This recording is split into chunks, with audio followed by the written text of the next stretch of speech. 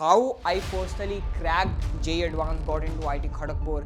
जो चीज़ मैंने सही की वही सेम चीज़ मैं पिछले 3-4 साल से अपने स्टूडेंट्स को बताते आ रहा हूँ जब से मैं पढ़ाना शुरू किया हूँ। तो मिस्टेक्स लॉग में क्या होगा, you will always write down. एक नया रजिस्टर खरीदो, in that register you write down every question you made a mistake. Goals क्या सेट करें वो भी तुम्हें आइडेंटिफाई करना पड़ेगा। तो डाइवर्स रेंज बहुत important, it is very important to tackle a wide range of problems, very very important. Hello all of you, so a very warm welcome to this session जहाँ पे will be discussing how I personally cracked JEE Advanced, got into IIT Kharagpur, cracked ICER aptitude test, a bunch of other examinations, got into CMI after dropping out of IIT. तो एक साल मैं पढ़ा भी नहीं था, उसके बाद भी I was able to leave IIT and I was easily able to crack all these other entrances. उसका रीज़न क्या था? उसका रीज़न ये था कि when I was doing it for the first time, there was something that I did right. जो चीज़ मैंने सही की वही सेम चीज़ मैं पिछले 3-4 साल से अपने स्टूडेंट्स को बताते आ रहा हूँ जब से मैं पढ़ाना शुरू किया हूँ, एंड वही सेम चीज़ मैं तुम्हें बताना चाहता हूँ, and that is why I am over here. ठीक है, तो सबसे पहले तो ये समझो कि अच्छा तो तुम ये या इससे पहले कि मैं थोड़ा सा शो ऑफ कर ले, थोड़ा सा ब्रैक करे, तो बिकॉज वाई नॉट। मैं एक साल आईटी खड़गपुर में था आफ्टर माई 12th स्टैंडर्ड। उसके बाद I decided to drop out because मुझे जो इंटरेस्ट था, जिन चीज़ों में पर्टिकुलरली इंटरेस्ट था, physics and maths and the mathematical aspects of physics, the logical aspects of physics, right, the foundational aspects of physics, उनमें आई रियलाइज कि CMI is a much better research institution and I thought that this would be the place where I belong, and hence I decided to drop out of IIT Kharagpur and join Chennai Mathematical Institute. While I did that, as I said, I was there in IIT Kharagpur for 1 year, so I did not really get the time to sit down and do mocks and practice all of these things, and yet I was able to do very well in these exams.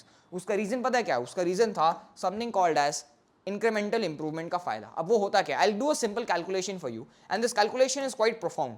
It's a cliché but it's quite profound. What is this calculation? So I give you this number 1.01 and I raise this to the power of 365. When I raise this to the power of 365, I am going to get 37.7. What does this really tell you? This tells you that even if you improve 1% daily, तुम अपनी knowledge सिर्फ 1% से बढ़ाते जाओगे, after 365 days your knowledge would have grown 337 times. So that is 3700% का growth, या 3600% का growth, मतलब वो, you get the idea, right? So ये जो नंबर है ये बहुत बड़ा है और ये बहुत सिग्निफिकेंट है। तुम एक साल में सिर्फ हर दिन 1% बेटर करके you can actually grow 37 times. अब इसका मतलब क्या है? इसका मतलब ये है कि you don't really need to worry about doing everything in one day. Don't be under that illusion कि I can do all of this in just 1 day या 1 week। नहीं होता। You need to give it some time, है ना? कबीर या किसी ने तो, किसी महापुरुष ने बोला है ना, धीरे धीरे रे मना धीरे सब कुछ होए, माली सींचे 100 घड़ा ऋतु आए फल होए, है ना? तो यू कैन, तुम 100 घड़े डालते रहो, है ना, तुम पूरा नदियां खाली कर दो अपने खेत में डाल के, फल नहीं उगेगा। आम आना है मार्च अप्रैल में ही आएगा, दिसंबर में आम नहीं मिल सकता चाहे तुम कितना भी पानी डाल दो खेत में, समझ रहे हो? तो सेम चीज यहां पे होती है। You need to understand that you have to give time, as simple as that. कोई और इसका चीट कोड नहीं है ना? ये GTA का गेम GTA 5 नहीं चल रहा जहां पे तुम चीट कोड डाल दिया और काम चल गया, नहीं होगा, वैसे नहीं होगा। ठीक है, you actually need to give it some time and it will work. ठीक है, this is something that has also work for me, क्योंकि जैसे मैंने बोला एक साल जो मैं पढ़ा नहीं था, I was still able to survive this because उससे पहले देयर वाज दिस आइडिया कि हर दिन कुछ ना कुछ ऐड होता था। Every day I would learn something new. ऐसा नहीं होता था कि सडनली एक आज और कल में बहुत अंतर नहीं आता था, but when I used to check my progress after a period of month, I would realize वो बहुत ज्यादा हो गया है ना, मतलब इतना भी ज्यादा नहीं था बट बहुत ज्यादा हो गया था। तो that is something that I actually wanted to appreciate a lot। ठीक है, 60 days is more than enough, right? यहाँ पे मतलब अगर if I actually sort of just you, even if you do this to the power of 60, right, it still gives you a big number, so you need to be patient। ठीक है, you need to be patient and the growth will happen। ठीक है, अब patient तो हो, पर patient रहते हुए करना क्या है? पेशेंट रहते हुए तुम्हें 3 चीजें करनी है। सबसे पहले तो प्रैक्टिस करो थियोरी और मतलब इंटीग्रेट करो थियोरी और प्रैक्टिस को। तो सबसे पहले तो बैलेंस करना हमको, किन को हमें थियोरी को बैलेंस करना विद प्रॉब्लम सॉल्विंग। अब ये जो होता है ये काफी लोगों के लिए बहुत बड़ी चीज होती है, बहुत दिक्कत की बात होती है। कितना क्वेश्चन सॉल्व करूं, कितना थ्योरी पढ़ूं कि नहीं पढ़ूं, प्रॉब्लम करूं कि नहीं करूं? द आंसर इज, मान लो मुझे जाना है अमेरिका से इंडिया आना है, मान लो, है ना, 12 घंटे की फ्लाइट है और मैं शुरू करता हूं 2 घंटा लेट, तो मेरे पास कोई ऑप्शन नहीं है 2 घंटा कवर अप करने का, नहीं है, मेरे पास नहीं है, वो मैं नहीं कर सकता। If I started 2 hours later than what I should have, then when I should have, I'll be 2 hours late in India, as simple as that। अब अगर मैं ये सोचने में, ये रोने में लग जाऊं कि अरे यार 2 घंटा लेट हो गया, तो और लेट होऊंगा मैं इंडिया आने में, फिर मैं 1 घंटा रोऊंगा तो मैं 3 घंटा लेट पहुंचूंगा ना। तो you don't really have that option. 12 घंटे लगने हैं, बात खत्म, बहुत सिंपल है, कुछ कोई स्ट्रेस की बात नहीं है ना? तो सेम चीज यहाँ पे, अगर तुमने बिल्कुल ही थ्योरी नहीं पढ़ा है, I don't think without theory you can survive. But मान लो तुमने थोड़ा बहुत थ्योरी पढ़ रखा है, then comes the idea of balancing, then comes this idea of balancing, तब बैलेंस बहुत जरूरी है, ठीक है, तब बैलेंस बहुत जरूरी है। एंड उसमें आता है, वो बैलेंस मेंटेन करने में आता है तुम्हारा इंटीग्रेटिंग थ्योरी विद प्रैक्टिस। अब ये कैसे कर रहे हैं ध्यान से समझो। When you are solving a problem always, यहाँ पे एक और चीज मैंने बोली कि एंड द अंडरलाइन थ्योरी, है ना, after problem solving reflect on the method used and the underlying theory to identify strengths and areas for improvement in understanding. This is for revision, right? Okay, now let us say that you have not done anything till now, या तुम बहुत कम पढ़े हो या you are not confident at all. Even then the exact same thing जो यहाँ पे मैंने बोली है, right, that you look for underlying theory, you try to identify underlying theory, right, जो revision के टाइम पे आता है, तुम questions कर रहे हो, questions में जो underlying theory है उसको जाके तुम refer कर रहे हो, उससे तुम revise कर रहे हो, सेम चीज बट थोड़ा सा उल्टे ऑर्डर में you try while doing this. तो ये कैसे होता है, whenever you read a new concept, से तुमने पढ़ लिया रे ऑप्टिक्स में, तुमने पढ़ लिया मिरर का, ग्लास स्लैब से रिफ्रैक्शन का डेविएशन वगैरह पढ़ लिया तुमने। Now when you study refraction through a glass slab, always ask yourself the question, मेरे पास एक बहुत बड़ी एक्सरसाइज शीट होगी किसी भी बुक के एंड में, एचसी वर्मा कोई सी भी अच्छी सी बुक, रेस्टिंग हॉलिडे, जो पसंद है वो खोलो, कोई नहीं तो अपने कोचिंग की बुक खोलो, किसी में भी एक एंड में एक बहुत अच्छी से क्वेश्चनियर रहेगा। उस क्वेश्चनियर में यू रियलाइज कि कुछ क्वेश्चन जो होंगे वो उस टॉपिक के होंगे, कुछ क्वेश्चन उस टॉपिक के नहीं होंगे।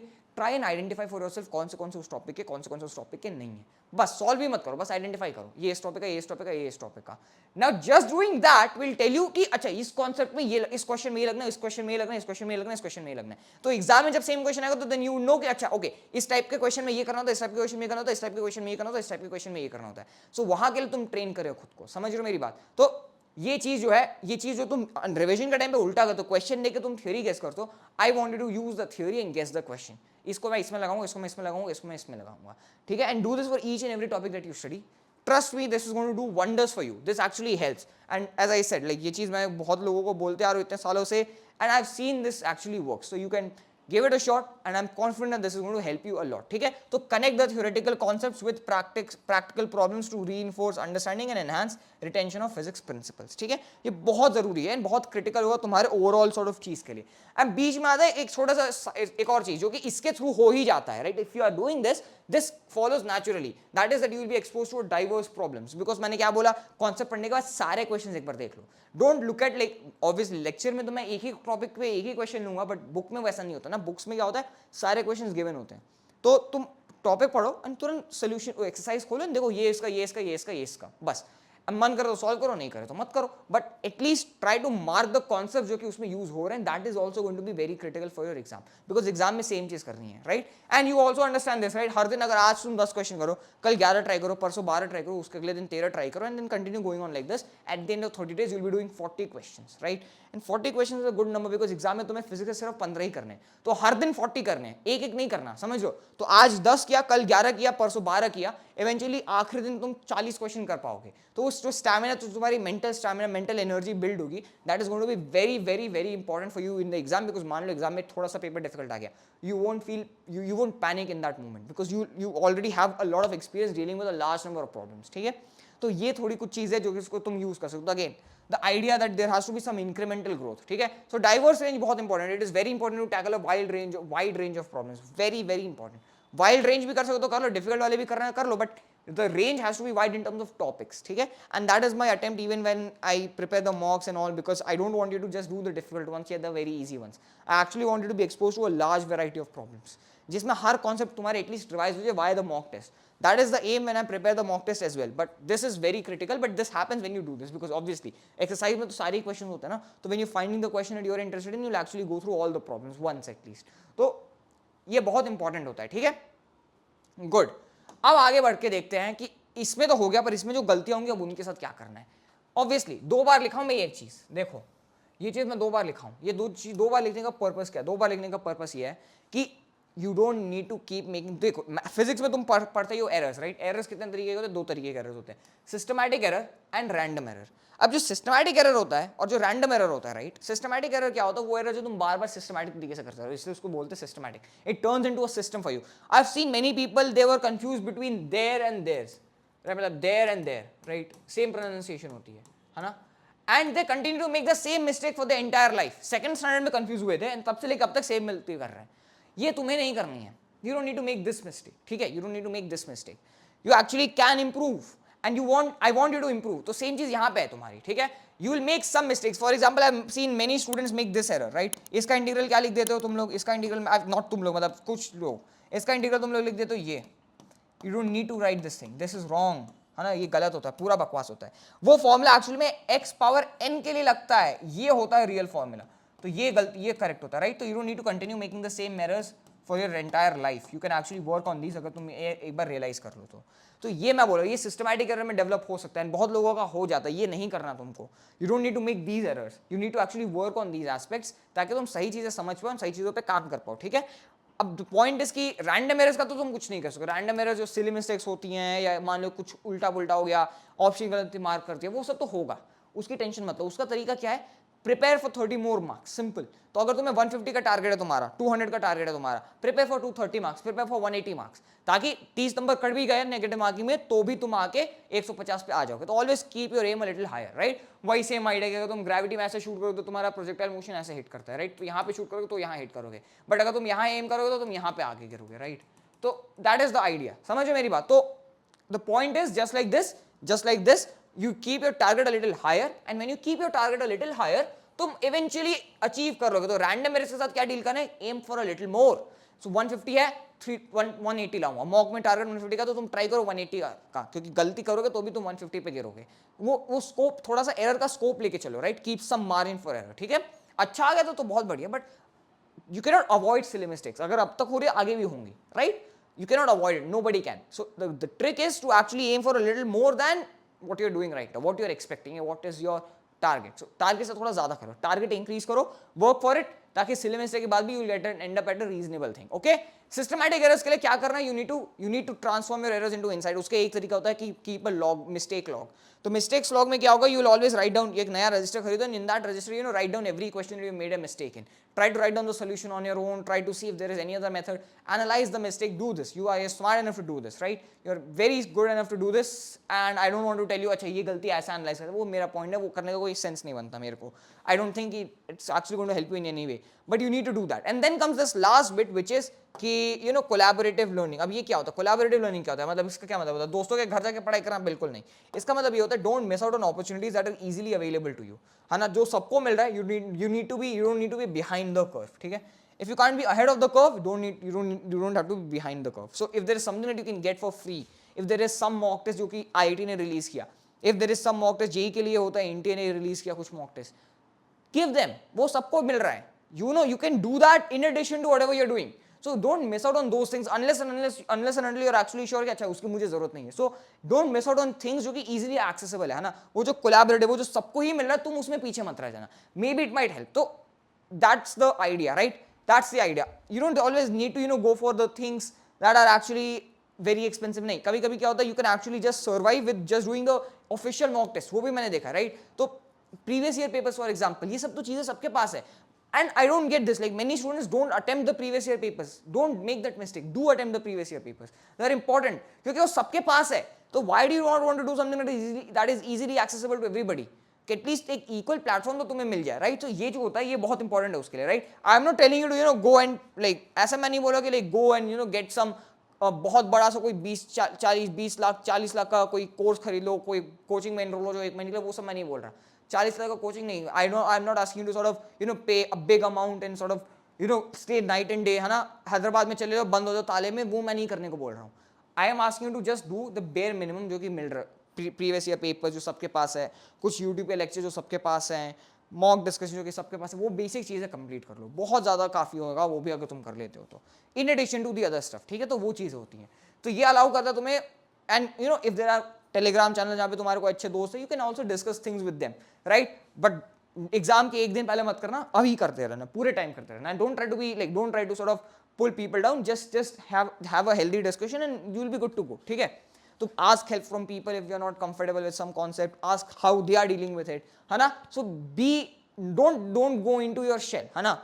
There's a difference between personalization and the idea of cutting yourself off. You don't need to cut yourself off from the world. You can actually be a part of the same world, and at the same time you can also make growth and progress and learn new stuff. So try and do that. Okay. then the idea is कि इसमें एक बहुत important चीज़ होता है mock test. Mock test बहुत useful होता है, ठीक है. मॉक टेस्ट जैसे मैंने बोला तुम्हें टाइम फ्रेमिंग का आइडिया देता है, तुम्हें एग्जाम के इंटरफेस का आइडिया देता है, तुमको बता देता है कि एग्जाम में चारों सब्जेक्ट्स रहेंगे तो डील कैसे करना है, क्वेश्चन कैसे खोजना है, कौन सा अटेम्प्ट करूँ ये मुझे कैसे पता चलेगा. तो वो एक एनवायरमेंट बहुत जरूरी होता है. तो मॉक टेस्ट के लिए होता है क्या, it's like a very goal oriented preparation obviously, right, because of the idea, the name itself says this, right? It's mock for something, right? It's a demo for something. What is it a demo for? The real exam, right? So ये बहुत goal oriented होता है, ठीक है.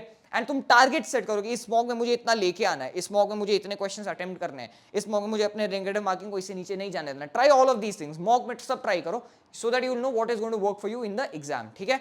So you need to this, and very important thing is that it enhances focus, बहुत जरूरी है, and तुम्हें एक प्रोग्रेस ट्रैक करने के बहुत ईजी तरीका देता है, ठीक है. तो ये 2-3 चीजें जो तुम्हें बिल्कुल करनी है, and it is going to help you, trust me, it is going to help you, ठीक है. So very specific measurable objectives रखना बहुत बहुत जरूरी है. तो ये 3 चीजों पे ध्यान देना.